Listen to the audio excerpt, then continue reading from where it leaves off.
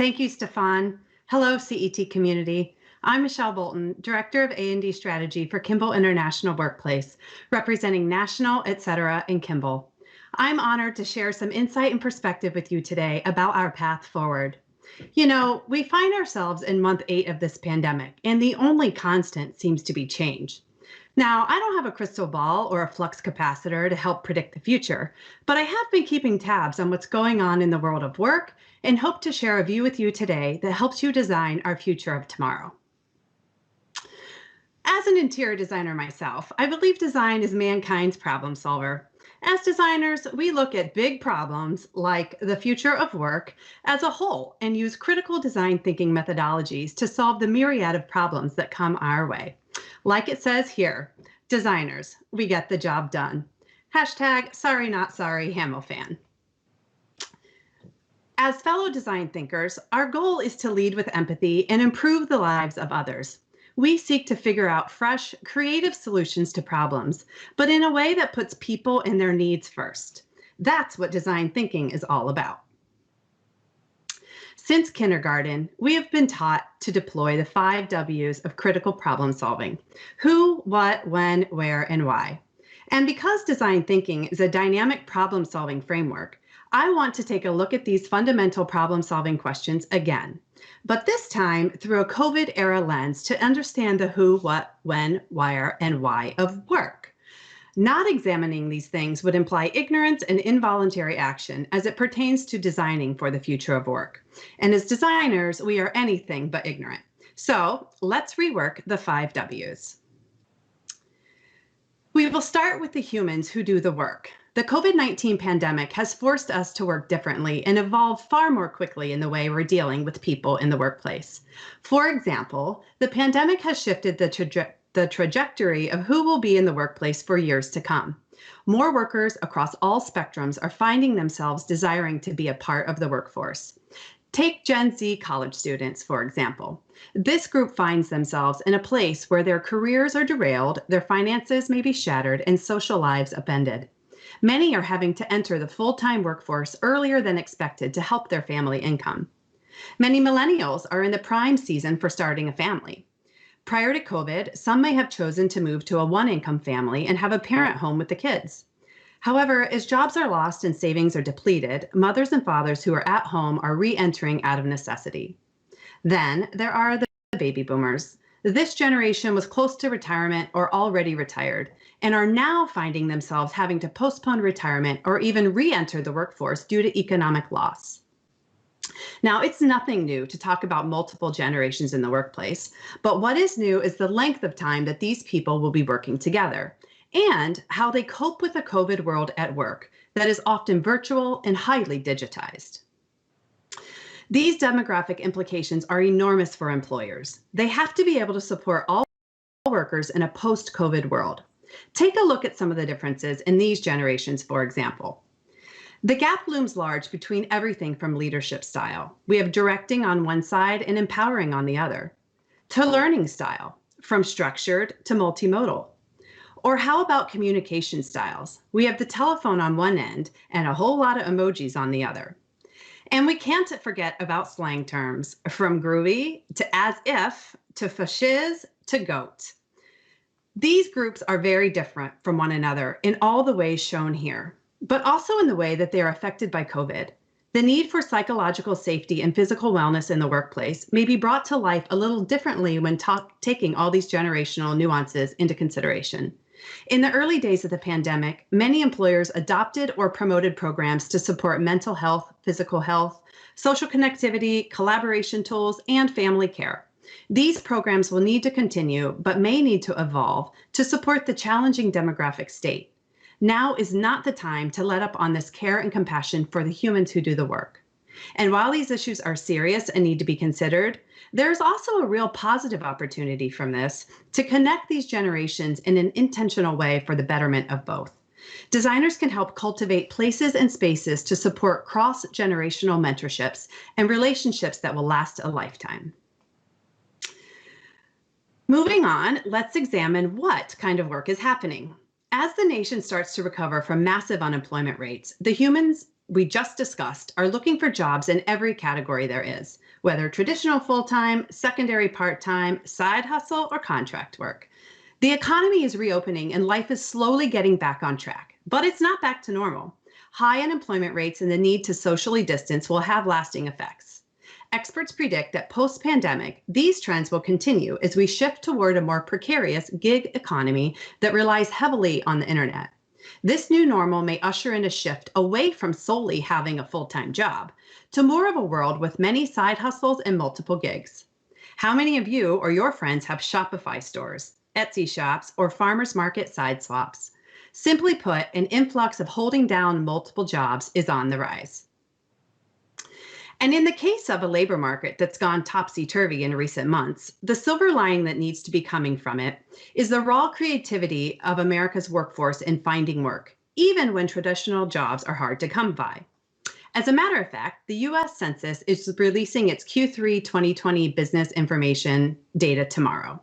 Based on the most recent data, people have been getting their startup on. Through the 40th week of 2020, business applications were up a record 40% year over year. It wouldn't be the first time a crisis led to some banger startups. Airbnb and Groupon were founded in 2008, for example. WhatsApp, Uber, Slack, Venmo, and Square all launched in 2009. Many U.S. workers have created what can best be called a side hustle renaissance, with very different types of gigs performed by very different kinds of workers than in years past, resulting in a whole host of peculiar and possibly irregular job types. These pandemicpreneurs are creating COVID-specific jobs like social distance monitors or temperature takers.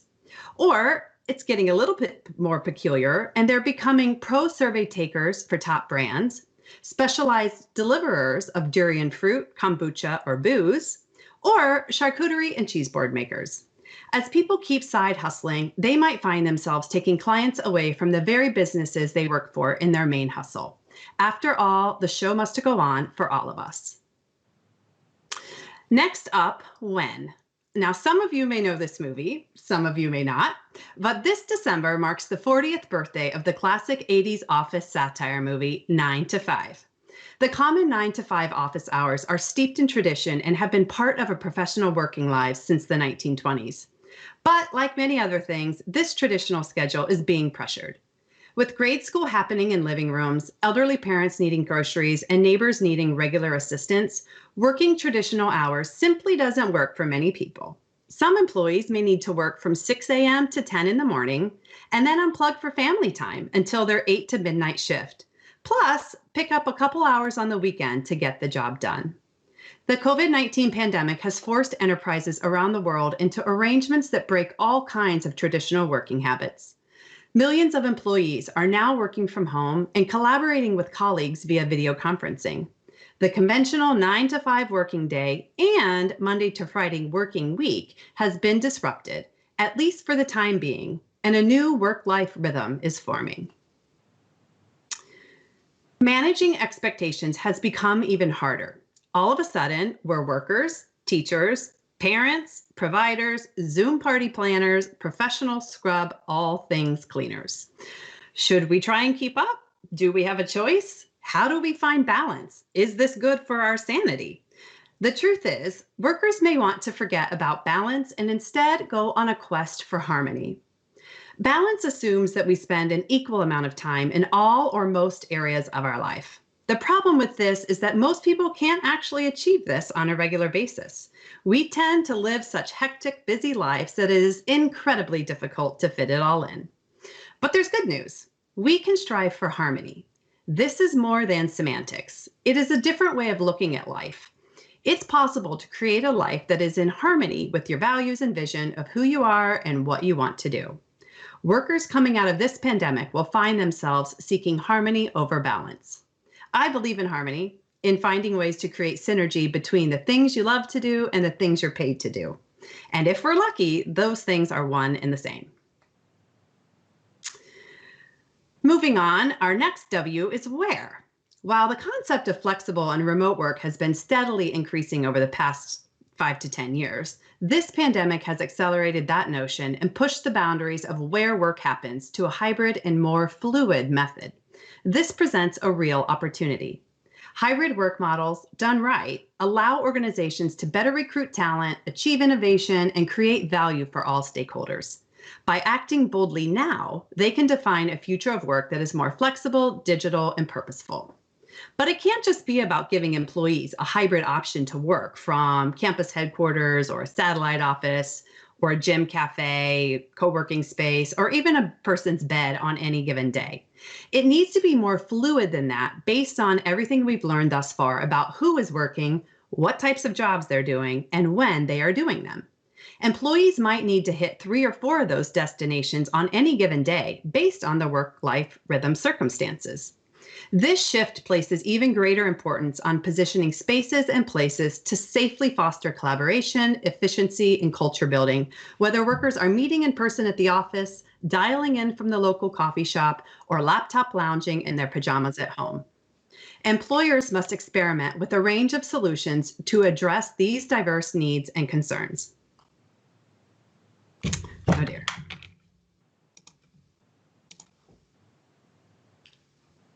The other change worth mentioning around where people work is the notion that work no longer needs to define where someone lives. Historically, people lived where they lived because it was where they worked. That is getting turned on its head too. This means your dream to move to the Serengeti is one step closer. Or maybe your thing is sandy beaches. Well, recently, the Caribbean island of Barbados, aka Riri's hometown, toyed with the idea of introducing a welcome stamp to allow visitors the option to work remotely from Barbados for a year at a time.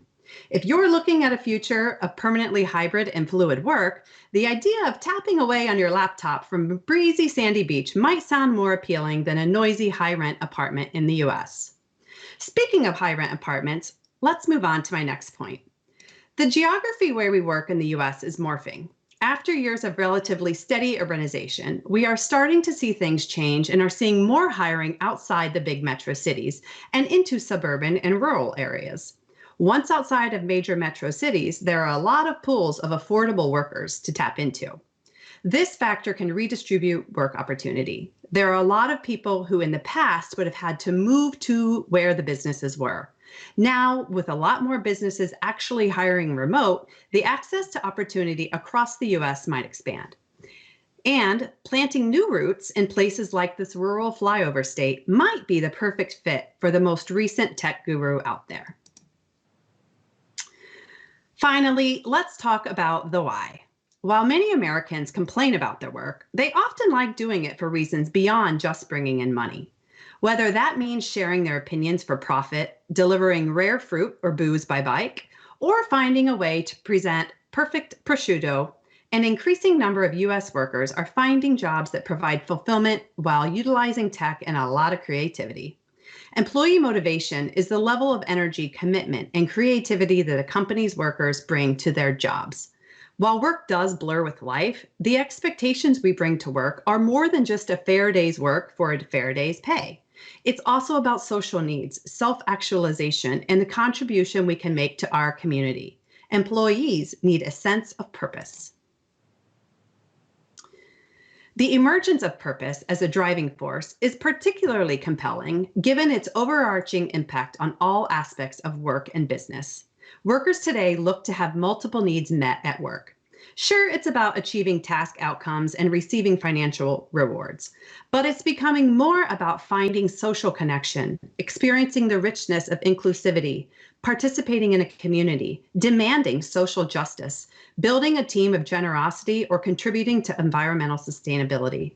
A sense of purpose can help employees navigate high levels of uncertainty and change and ensure that their efforts are aligned with the highest value activities. As designers, we can help connect people to something bigger than themselves and help them contribute in meaningful ways that bring joy. Like a whole generation changed after the Great Depression, our behaviors are likely going to change forever from this COVID-19 pandemic. Long after the virus is gone, we will probably still see people being much more conservative and careful about savings and stability. But we will also probably see people rising up and using their voices to make lasting changes they believe in all aspects of their life, work included. For this reason, I encourage you to start your design framework with why. And so, CET Experience attendees, I'll leave you with this final notion. As designers and fellow problem solvers, I hope these insights have sparked your curiosity and perhaps dusted off old ideas. I hope this perspective helps you produce new ideas and place them in a new context. And I hope our time today helps you demonstrate the power of design to create spaces and places that support the who, what, when, where, and why of work. How are you going to do this, you might ask? Well, that's up to you. The choice is yours.